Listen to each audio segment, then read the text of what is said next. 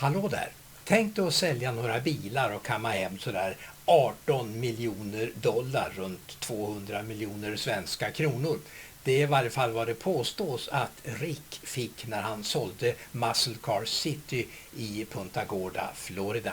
Han stängde museets portar och auktionerade ut sina bilar, över 200 amerikanska muskelbilar, samtliga producerade av General Motors. Det här kallades för världens största samling av muskelbilar från GM. Ja, idag finns inte museet kvar, men jag besökte Rick ett antal gånger och gjorde några intervjuer med honom, och naturligtvis så kollade vi in bilarna i museet. Och det klippet, det ska vi titta på nu. Idag befinner vi oss i Muscle Car City i Punta Gorda, Florida, och en samling muskelbilar som räknas till USAs största.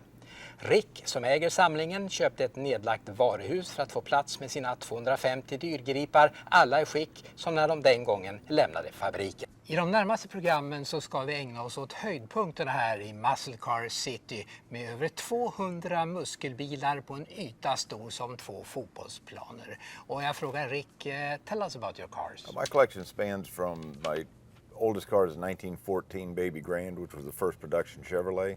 And I work all the way up to a 2010 ZR1 is the newest car in the collection.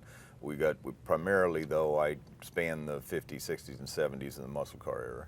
Is it possible to have just one favorite among all these cars? I don't know about one. I think my favorite overall probably would be the 427 67 Corvettes. I've got a few of them on the floor.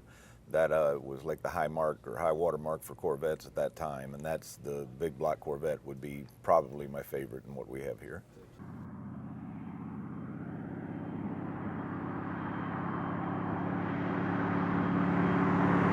Well, Rick, this is a very iconic car. Could you explain why? Yes, these 427 Corvettes, that was the end of the series of the mid-year, the C2 Corvette. And of course, all Corvettes, the higher the horsepower, the more valuable the car. This is the second step down in horsepower, but it has air conditioning, power steering, power brakes, things that weren't available on the 435 car. So it's a more user-friendly car. In all kinds of weather and stuff, it's a more comfortable car to drive and so forth than what the 435 is. So for that reason, it makes it extremely desirable car. So, it was rare as new, and it's even more rare today. That's absolutely right. The air-conditioned cars are actually, in the big blocks now, are actually probably more rare than what the 435s are today. I've got 18 for sure of the big block cars. Yeah, and you collect them in different colors, I guess? Yeah, when I started out trying to come up with one of every color. I got that accomplished. Then I realized there's different colors of stingers on them, which is the painting on the hood. And I gave up before I tried to get all of those put together. Ja, knappast vinterdäck behöver vi tänka på nu när vi slår upp portarna och tar ut en av Ricks samlarbilar. Och det här är också en modell som många av er tittare har valt att få se. This was a whole new car in 1970. The Rally Sport, if you look at the front end of the car, it has a split bumper setup where the grille hangs out between them. The regular car, the bumper went all the way across, and those parking lights are running lights on the front. That's only a Rally Sport option, so that's the biggest, easiest way to tell them apart. And I understand people really loved this car when it came. They did. There was a love-hate relationship with this car because the people that loved the 67 through 69 didn't want to give up that body, and so the people that love it. The people that didn't still like the old ones. So it was a love-hate relationship, the only way I know to say it. Yeah. And you say it was at least lightning fast. They were very fast. They went in 1970. They went from a 302 290 horsepower engine to this engine was a 350 270 horsepower. It actually was a lot more low end power, a lot faster feeling car. I don't know if it really was faster, but it felt faster. The average buyer's someone a young male that had graduated high school and had a first good job, or a man coming back from the service, but basically you're a young American in the age 18 to 25 group. And mostly male buyers for the Z28s because they were a performance car. They weren't, the ladies usually wanted the air conditioning and the smoother driving cars and automatics and stuff like that, and these cars really didn't provide that at that time. No air condition but more speed. That's right, that's right. Ny Corvette, en stor händelse i bilvärlden. Här är den då, 7:e generationen. Om den ska det handla idag, men vi tar det väl i rätt ordning och börjar med första generationen från 1953. Right. The 53, they started, they made 300 units in 1953. They were 6-cylinder cars in 53, 4 in the beginning of 55. At that point, they put the V8 in the car, and the car started coming into its own because it had a little more power and it was more fun to drive. C1 cars ran until 1962. At that point, the 63 split window and the convertible, they made them both in a hardtop and a convertible in those years. That car stayed popular through 1967. We hit some of my favorite cars. I grew up with that era of car, and the 67 427s are, to me, the most exciting cars that have been built. It was a fun time for it, and probably a high water mark in Corvette. Then in 1968, they did a complete new body change, and that was a very popular look. Everybody liked it. It was a stylish look, but the cars kept losing a little bit of power as time went on, and let's face it, Corvette's power, if you don't have it, it's not quite as exciting. So by the end of the 80s, they kind of wore their welcome out, and they had to do something different, which is where they come into the C4 car in the 1984 model, and that carried it through the 96. Those had, the Grand Sport was a pretty phenomenal car. We've got one in on the floor. It was the most performance side. The ZR1, the first series ZR1 came out. It had a motor by Mercury Marine, and that was a real big deal when it came out. It was a fast car. However, when the C5 came out, it outran the ZR1, so it kind of shadowed it, and all of a sudden everything was new and better handling, and the cars are friendlier on the road. They're just a considerably more user-friendly car, and they're more fun. They quit running the C5 in 2005 and went to the C6, which was basically a small body change and quite a bit of performance change. They did, the Z06 was the performance model. It was 505 horsepower by then. And then in the end of that series, they ran the ZR1 again, but now it was 638 horsepower and turbocharged. It was literally a king of the hill at that point. There's almost nothing on the road for the money that would run with that car. And now we have the C7 shadowing everything before that. That's right. The latest and the greatest has just come out, and they're just starting to show up around the country. It's drawn a lot of things. The body's real edgy, a little more chiseled look than what the C5 was. And it's being very well accepted. They've upgraded the interior to a world-class interior, got rid of all the plastics and stuff inside the car, went to an LT motor, which is a little bit different configuration from what the LS was, and they're just now starting to learn about how fast we can make this car, and it looks like a pretty bright future.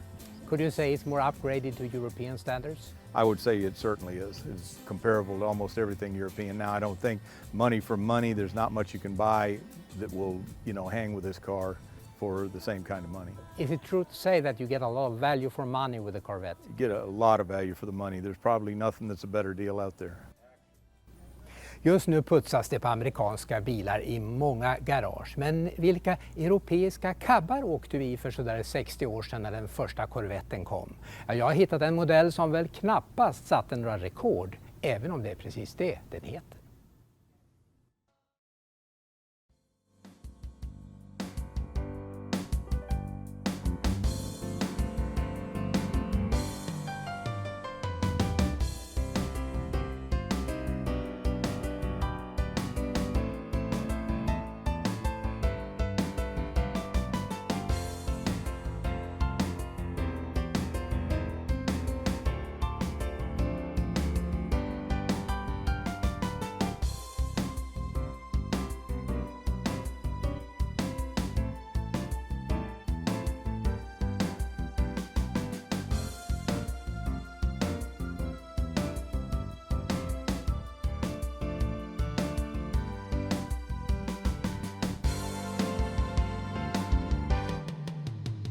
Här i Muscle Car City finns en bil som drar till sig mer intresse än alla muskelbilar. Det är Ricks lilla röda.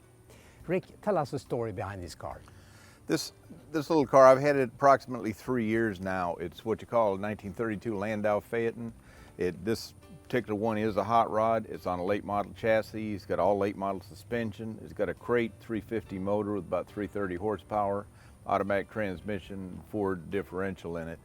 The little car is one of the rare body styles that Chevrolet built back in that year, so you hardly ever see this particular body in a street rod or a stock car for that matter. So I'm in love with it just because it is a very unique car. Yeah. Could you tell me the difference between street rod and hot rod? Well, in this country, there's really not a lot of difference between a street rod and a hot rod. Originally, they were all called hot rods. As time went on, they were more built for the street. When it was first started, they were built for track, and so they didn't have to be a street car to be a hot rod. Not today, they're almost all street cars, so they just call them street rods instead of hot rods. Who drives a car like this today? Is it a young guy or a mature No, guy? most of it's older. These cars are very expensive, and usually it's an older person that has this car because you wanted it as a kid, but you really can't afford it. You've got to, get after the kids are gone and stuff like that. Then people come back and buy these cars that they liked when they were a kid.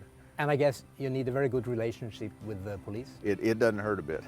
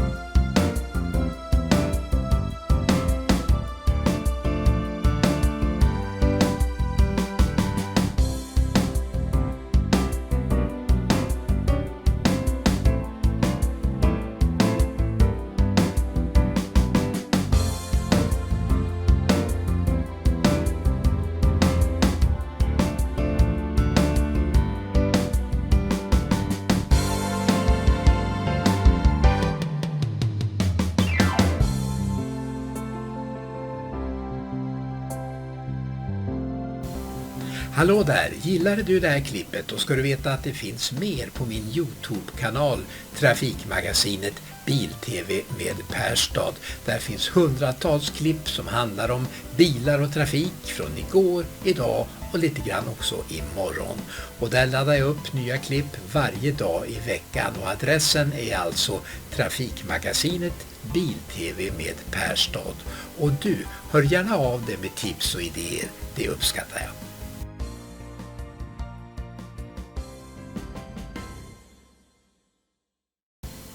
Hallå där, gillade du det här klippet och ska du veta att det finns mer på min YouTube-kanal Trafikmagasinet BilTv med Perstad. Där finns hundratals klipp som handlar om bilar och trafik från igår, idag och lite grann också imorgon.